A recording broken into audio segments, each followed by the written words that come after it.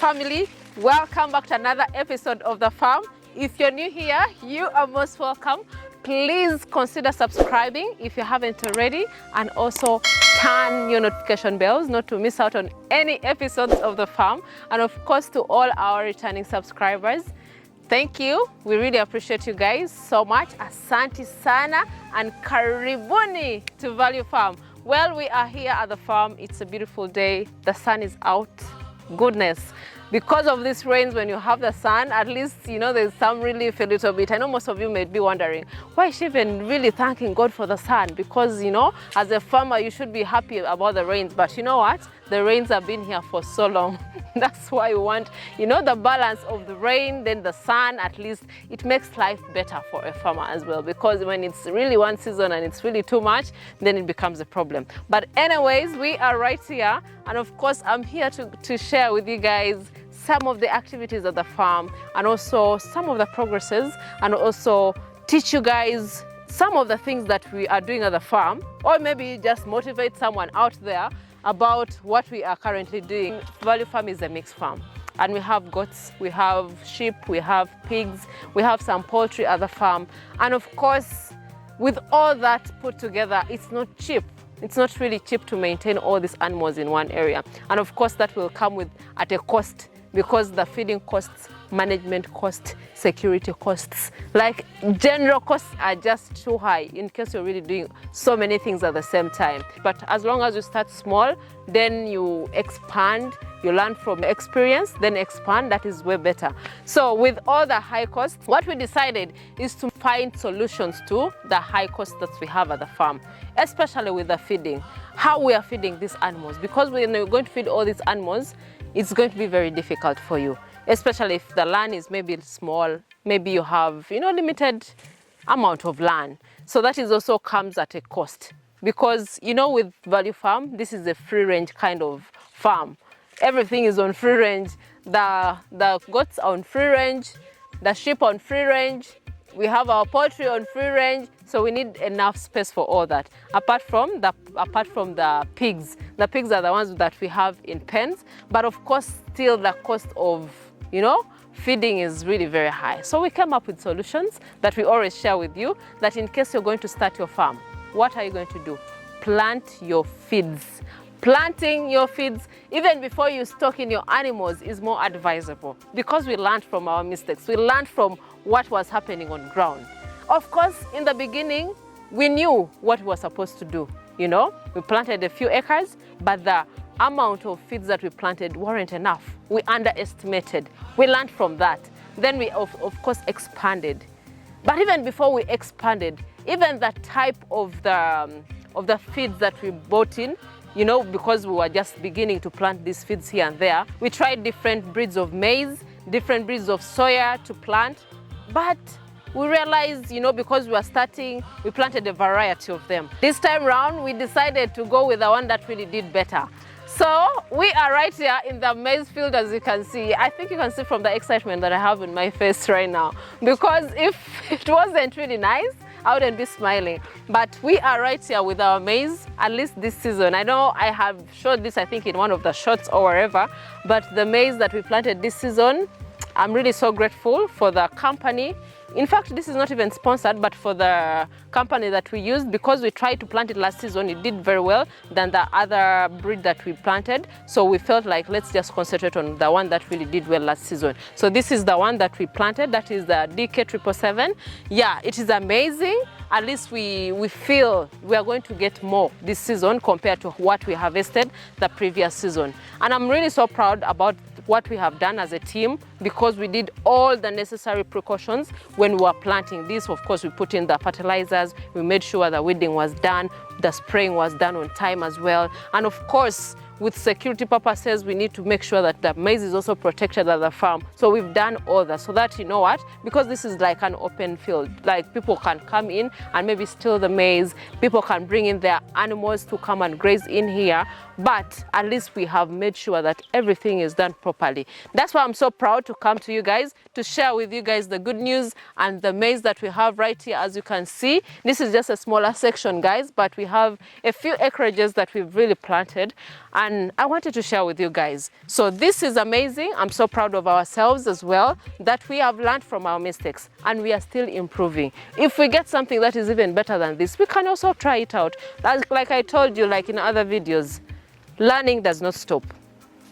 We might think this is the best breed of maize that we've planted this time round, but I might go somewhere, watch a video, maybe research somewhere, and there's something better. We shall try it out. So if you're a farmer out there, try. It doesn't hurt anyone to try to do something. So we did this last season, and it did so perfect. So when we planted it, we feel like, you know what?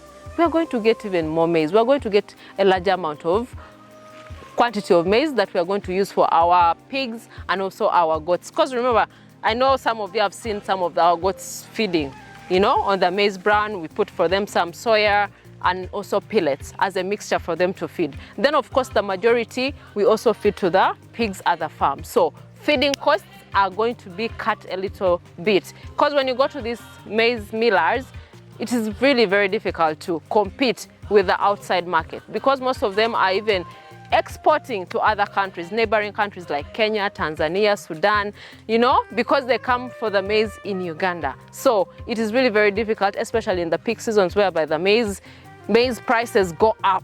It is going to be so hard for us to get the maize at a good price. Yet we have the land here. So if you have the land out there, please plant your maize, cut the feeding costs also at your farm so that you can enjoy farming. How can you enjoy farming? Cutting costs at the farm, because if you don't really invest so much, if you're to invest maybe on the breeds like the animals, the livestock at the farm, that is okay. Invest there. But now some things that you can do for yourself, like planting, if you have a piece of land somewhere, plan accordingly. That's what I should really tell you. So we also have soya, but that one was already harvested. Because remember, we had so much rains at the farm, so we had to really harvest it on time, and it was also planted earlier on, so you may not be able to see it, but we already had our soya already planted. Also some beans for the staff, we planted that already, and we harvested. Because the rains were too much, we couldn't really leave them to be destroyed, to be rotting in the field like that. But this maize here, I'm so proud. I just wanted to share this with you guys, but we have so many activities that are going on at the farm, and I'm ready to share with you guys. So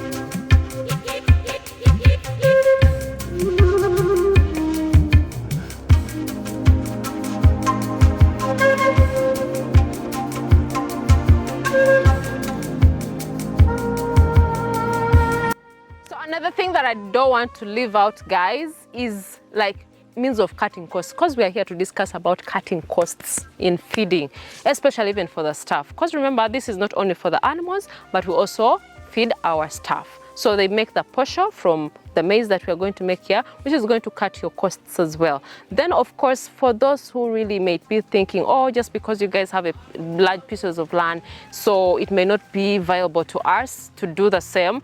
You can also, in Uganda most especially, I don't know how it is in different countries, but in Uganda you can hire land. You can hire land. It's like renting for just seasons. You can do that. You hire a place, then you can plant for a season, you harvest it, and that is it. That happens a lot here. You can lease land as well if you can't really buy it as well. Plant. You do utilize it for some period of time according to the lease you've agreed, according to the time period that you've agreed on, then you can definitely plant your maize. So if you're a farmer out there and maybe you have a small farm, maybe a few acres, but you don't have enough land, please rent or lease that land so that you can plant your maize, because that is going to save you a lot. These are some of the things that people do not think about, but it's really very, very helpful. So this is just from us. I hope you guys really learned something from here. So let's go to a different section so that we can see what is actually happening at the farm, because we are still moving around with you guys for learning purposes, so that you can be able to share with each and every one of you.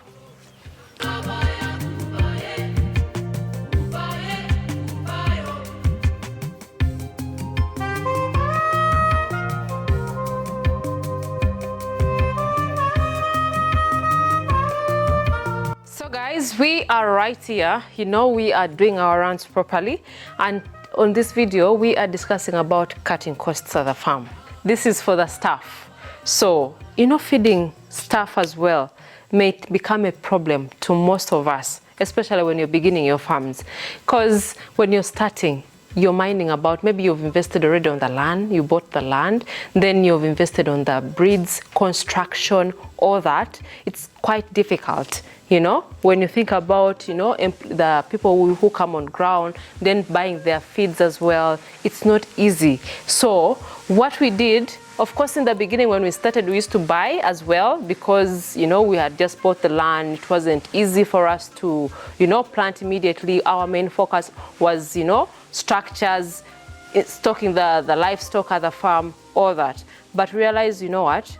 Feeding stuff was becoming also very expensive as well. It was a cost that, you know, you don't think about, but you're spending a lot of money on it. So we started planting our own feeds. So when we realized, you know, we plant, then the stuff eat their own, it is much cheaper.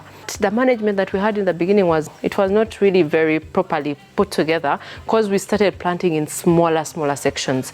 We would really tell them to plant, but they would just plant something very little that couldn't even finish them like 2 months. And still we could go back to buying the beans because most places, I think it's in Uganda, in schools, you know, workplaces, most people prefer to eat posho and beans. That is the cornmeal and the beans. Feel like when they eat the posho and beans, it gives them more energy than eating maybe, you know, matoke alone and all that. At least mix matoke, posho, then beans. So this time round, guys, back to the point that we are addressing today about cutting the costs. We planted our beans right here. You can see this is still the ones that is not yet, the one that we just crushed. Because from the garden, we bring it to the farm, of course, to a shed like this one right here. Then we had to use a stick to crush it so that the beans can get out of the pods. So this is how it is. So this is all crushed all together. This is not how we are going to leave it. So I have my colleague, of course, who is trying to clean it up because it's a whole long process that we are doing. We are doing this manually. So it is just quite tedious, but at least we assigned someone to be in charge of this. So this is the crushed one. Of course, we used our taplin. The taplin is right here. Let me show you guys. This is the taplin that we used. We used it to first dry. So from the garden, we first put on the taplin to dry. Then we hit with a stick. I think this is one of the sticks that we used. Yeah, we use this stick right here to crush so that the beans get off the ponds. That is what it is. So then my colleague right there, let me show you guys so that you can see what I'm talking about, how we clean the beans. Come.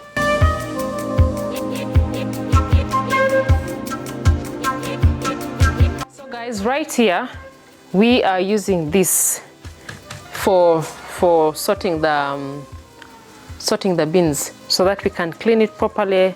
Because this is a winnower. Winnower, you see, you know, the round one. Huh? So someone is telling me it's a winnower. Guys, tell me what is this called in English so that we can learn from each other. Because, you know, we're using it to clean the beans. But we have, I think in my village, we have these other round ones that are winnowers that you use, and you know, you winnow the millet, the sorghum, the beans, groundnuts, or the nuts. Yes. So we are separating. So Muzee is right here helping us to do that. So you have to do this slowly by slowly. So this other winnower right here, as you can see, if you do like this, the dust goes down below, as you can see. So that also helps you to get through so that you can get the beans easily. And of course you sort the best so that when someone is going to cook it, it's very easy for them, not again sorting it, you know, with the stones and all that. So this is properly cleaned, as you can see right here. So by the way, you may be wondering why we chose this kind of beans, because let me show you. These are the beans that we grew. They're like yellow, greenish as well. So it's a mixture of green and yellow beans, but this was a suggestion from the whole team. You know, when we were going to plant, we asked them, we gave them the chance to get the beans that they wanted to plant. So most of them went with this one.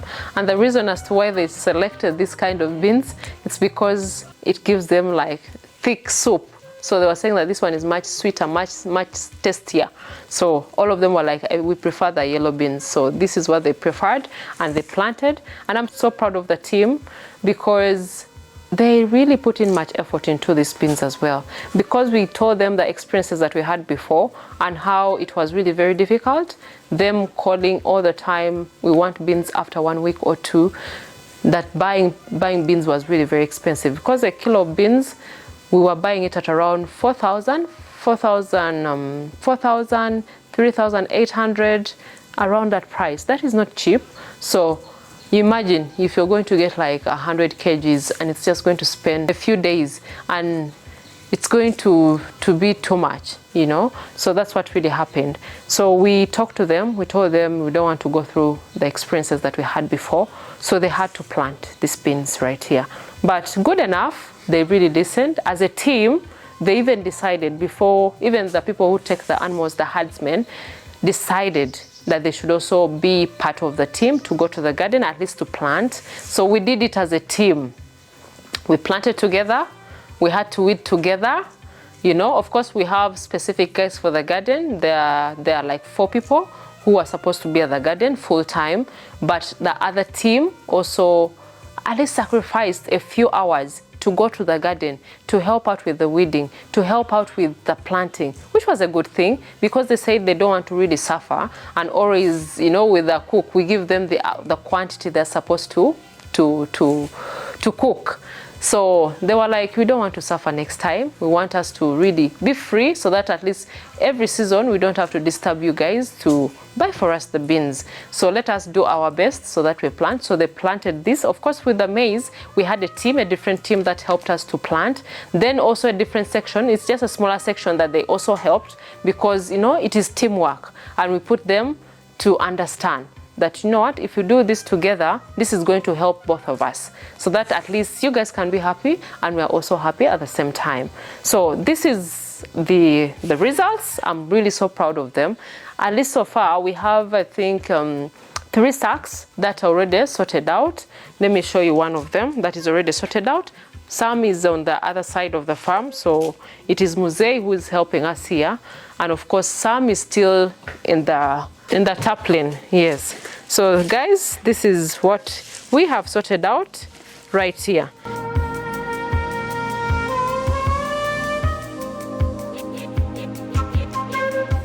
So the beans, guys, we have sorted out. So it's a mixture of green, yellow beans. They didn't prefer the red beans because I'm most familiar with the red beans, but they prefer these ones here because I hear the soup is thicker.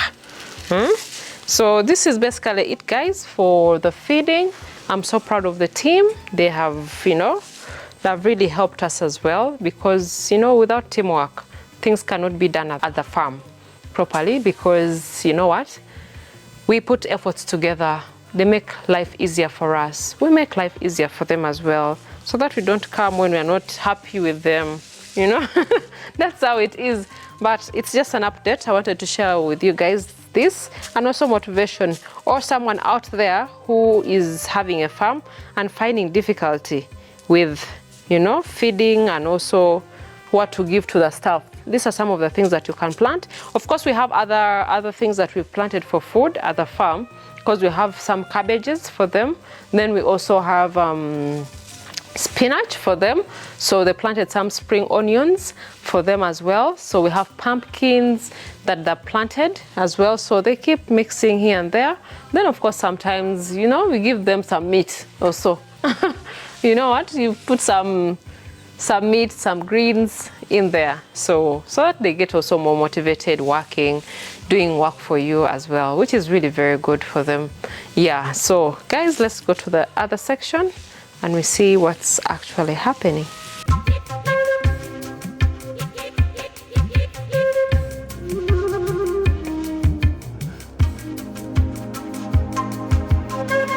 Well guys, we are right here.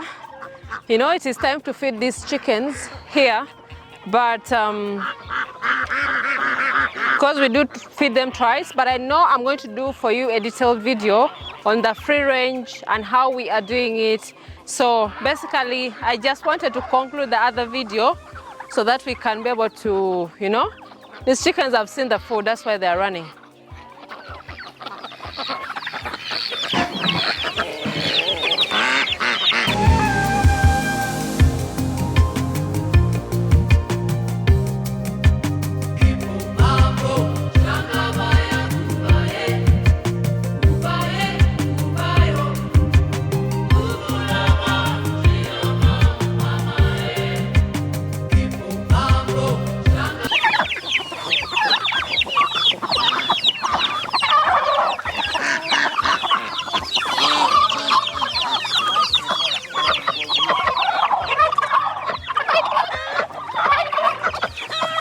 So guys, I want to give these chickens, the ducks, some feeds. Right here. So we have the guinea fowls, we have the chickens, the local chickens, right here. Then we also have turkeys. So they're on free range, by the way. But I'll definitely bring for you guys a detailed video so that you can learn more about how we are doing it, how we manage to keep them on a small scale and on free range. We had some ducklings right here. I'm really so shocked how they're growing so fast. Yeah, but all these are on free range and it's really good.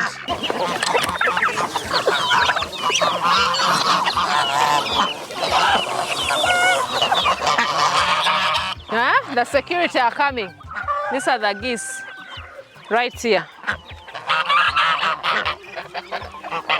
The geese are right here, guys. It's just amazing. Anyway, this was just like a by the way, but I'll definitely do for you guys a detailed video on how you can be able to raise free range poultry. This includes the ducks, the geese, the local chickens, you know, all types of ducks that we have here currently.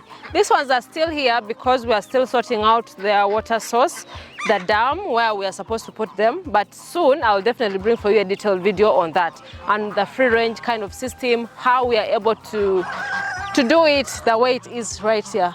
I appreciate you guys so much for watching up to this point, and if you've done so, give us a thumbs up and also subscribe, guys. Share with your friends and family, because all these videos are here for us to learn, to get motivated, to be inspired and all that. That's why we always bring such videos for you guys. But I really appreciate you guys so much. If you haven't already checked out our social media platform, please go to Instagram, it is Value Farm UG, Facebook Value Farm, TikTok Value Farm. Yeah, go see behind the scenes, and some of the things that we don't post on YouTube, you'll definitely find them right there, especially on TikTok, by the way. But I really appreciate you guys so much. Tell a friend to tell a friend. Till next time, bye.